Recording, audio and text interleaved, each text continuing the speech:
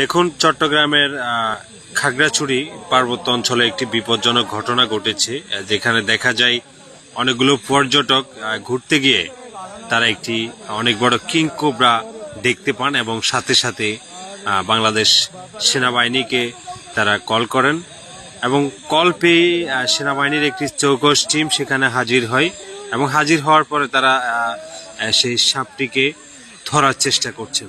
দেখুন দেখুন কত বড় সাপ! ও মাই গড, ও মাই গড! দেখুন, বাংলাদেশ সেনাবাহিনীর দুজন সদস্য সেই সাপটিকে ধরার চেষ্টা করছে। তো দেখতে থাকুন। আসলে পার্বত্য অঞ্চলগুলো খুবই, ও মাই গড, ও মাই গড, কত বড় সাপ! দেখুন, এটা কমপক্ষে 10 থেকে 12 হাত লম্বা হতে পারে এবং কি পরিমাণ মোটা ভালোভাবে একটু খেয়াল করুন। যেটা বলছিলাম, পার্বত্য অঞ্চলগুলো আসলে বর্ষার সময় একটু বিপজ্জনকই হয়, কারণ বিভিন্ন স্থানে পানি জমে থাকে, যেখানে সাপরা ভালোভাবে চলাফেরা করতে না পারার কারণে তারা লোকারণ্যে চলে আসে, যেখানে মানুষজন বসবাস করে, মানুষের বসতির স্থাপনে তারা চলে আসে। তো দেখুন এই সাপটি কত বিশাল এবং এটা কতটা বিপজ্জনক ছিল।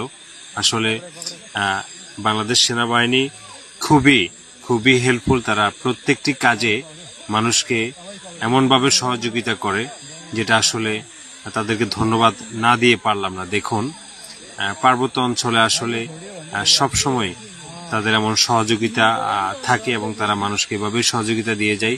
দেখুন, বাংলাদেশ সেনাবাহিনীর পাশাপাশি একজন উপজাতি ভাইও আছে, যিনি সাপটি ধরার জন্য সহযোগিতা করছেন। দেখুন কত মোটা একটি সাপ! এটা হচ্ছে কিং কোবরা। কিং কোবরা, দেখুন কত শক্তিশালী এই সাপটি! ও মাই গড, ও মাই গড! দেখুন দেখুন কত বড় এই সাপটি! ও মাই গড, ও মাই গড! বন্ধুরা, এই একই জায়গায় ইতিপূর্ব সেম আরেকটি ঘটনা ঘটেছে এবং এর থেকে বড় একটি সাপ সেখানে ধরা হয়। একবার ভাবুন তো, এই সাপটি যদি আপনার সামনে পড়তো তাহলে আপনি কি করতেন? চিন্তা করুন, এমন সাপের হাত থেকে আসলে বেঁচে ফেরাটাও খুবই মুশকিল। শেষ পর্যন্ত সাপটিকে একটি ব্যাগের মধ্যে ঢোকানো হচ্ছে, যেটাতে করে তারা এই সাপটিকে চিড়িয়াখানায় নিয়ে যাবে।